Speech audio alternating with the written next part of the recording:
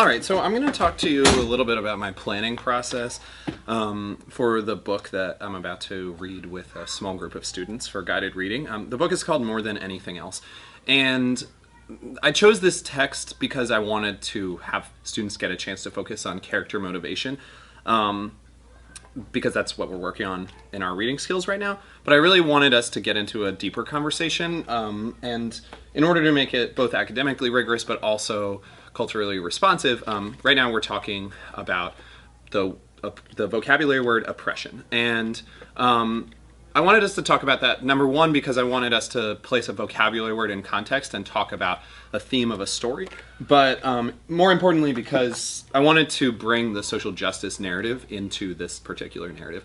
I really want to push my students to begin to take a social justice lens to examine a text, both to say, like, hey, does this text actually represent history well, or to say, like, what does this text say about history?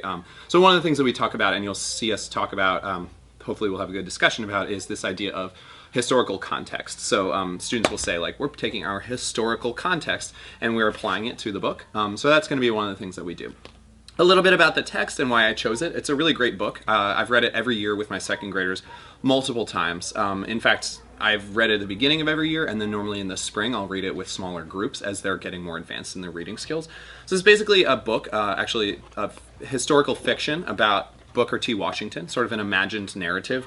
It's a young boy who grows up, lives in a salt mining camp, and the context clues tell us a little bit about the fact that he was a slave and has been freed, because he talks about how suddenly he has freedom. And he has this hunger, and he keeps describing this hunger throughout the book, and it's a hunger for reading. So one of the things that I talk about with my students, and I sort of try to feign ignorance a little bit, is like, well, why do you think he can't read? Like, he's 9 years old, you're in school, what's the deal? And the goal is to get them starting to think about and notice that he works. He works all day, he shovels salt. Yes, he's free, but he doesn't really get to freely learn. So one of the themes and the questions that we talk about is this question, which is, why did slave owners prevent their slaves from learning to read? And this is one of the actual questions that I will use while we're reading. My goal there is to get students to come to some conclusions on their own, without me needing to give too much of a push. So the goal is for them to use historical context and clues from the book to see that this isn't just about the boy not having time to go to school. Someone's creating some form of systemic oppression for him. So later in the book then, he keeps talking about it. He's basically, what we see is that, like, he's not able to learn to read. And one of the questions we come back to is this question of, like, well, why can't he learn to read? Like, why can't he just go to school? And the goal is that eventually we see he comes across this man and he says, I see a man reading a newspaper aloud and all doubt falls away. I have found hope and it is as brown as me. And that sentence right there is like what this discussion hinges on. This idea that, like, well, he's actually never seen a black or brown man who can read. And he's never seen this before. And it's this astonishing, amazing sight. And suddenly he has this belief in his power within him that he can actually get to this goal. So we spend some time there, and we will spend some time talking about why it is that this all doubt falls away, and why he says, I have found hope and it is as brown as me. And the goal there is to get them, again, using historical context and just using context clues to recognize that, like, well, this boy has actually never seen a person who looks like him who knows how to read. Well, what does that mean? And we end up having a great discussion about that, hopefully. So then he says all of these things about how he's going to get there. We see his mom gives him a book. It's this prized possession. Again, like, I'm having these discussions where I'm saying, like, well, you know, I don't understand. Like, what's going on here? He just has a book. No big deal. Like, look around in our classroom. There are all these books.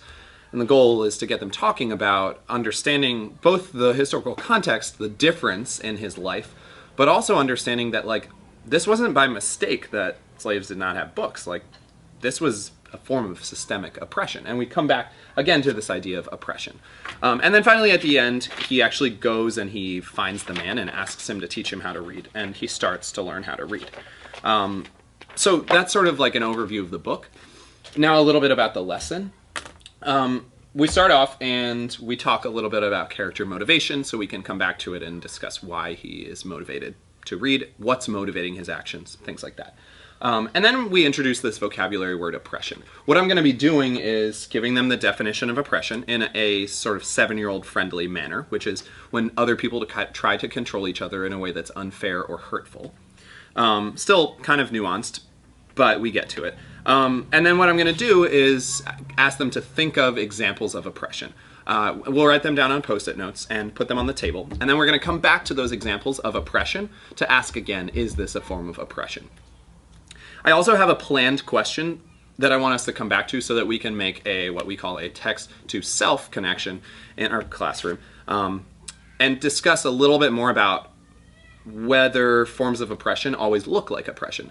The question that I'm going to be asking them is, when your teacher asks you to walk silently in line, or to fold your hands in your lap, or to sit silently while you work, is that oppression? And this is always a really interesting question when I ask students, because sometimes they're almost like afraid to say yes because they're like, no, that's what you're supposed to do.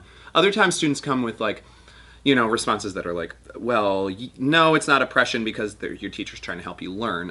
But what I really like to push students on, because I myself believe this sometimes, that it is a form of oppression, what I really like to try to push them on is like, well, yes, there are times where your teacher's asking you to be silent because it's going to help you learn. But there are also times where your teacher's asking you to be silent and it's just to control you, and it might not actually be fair. So we're going to get some interesting responses. I'm always interested to see what we get. Every time I teach this lesson and get this book, I feel like I get a slightly different response. So that's that. 2 more questions that we're going to talk about, and it always is a little different. The first is, how can reading help people gain freedom from oppression? So at the end of the discussion, we'll have some time to actually talk about that. This is sometimes a stretch for 7-year-olds, but generally, if we really set the discussion up well, they start to recognize that, like, well, slave owners prevented their slaves from learning to read because then they might be able to read legal history and recognize that this is fundamentally against any human rights that have ever, sort of human rights beliefs that have existed. Or they might get to write letters to communicate with other slaves, or they might get to create newspapers or things like that. So it's always interesting what this question brings up. And then finally, the goal here is to hopefully get them to apply it, and to think, like, how can we start to actually learn to do things that can help us move beyond other forms of oppression. And the goal then is eventually to actually bring it back to this discussion of these previous forms of oppression, which is like, how can learning to read, or learning to, one of the ones that that I've gotten in the past, because I actually teach computer programming for my students, is the idea that learning to code is a way to gain freedom from oppression, because people who control the internet are people who control power. And by having more people of color, women, LGBTQ people controlling the internet, we actually begin to have more freedom from oppression as part of the foundation of the internet. So I talk about that with them a little bit. So I'm hoping that they bring that up. But the real question here is, like, how can we actually take now what we've learned in this really fantastic book and then actually apply it to our lives to take some form of action towards social justice? So with that, the best thing that comes out of this is just some great discussion. I also find that, like, every year this book kind of is like this theme. A lot of times my kids will reference it and be like, well, Booker learned this, like, or Booker did this to overcome his challenges. And it's a great book. It's a great book to sort of like base the foundation of your classroom on. I love it for that reason, and I look forward to seeing what my students do with it this time around. So thanks for watching, and be looking forward to hearing your feedback.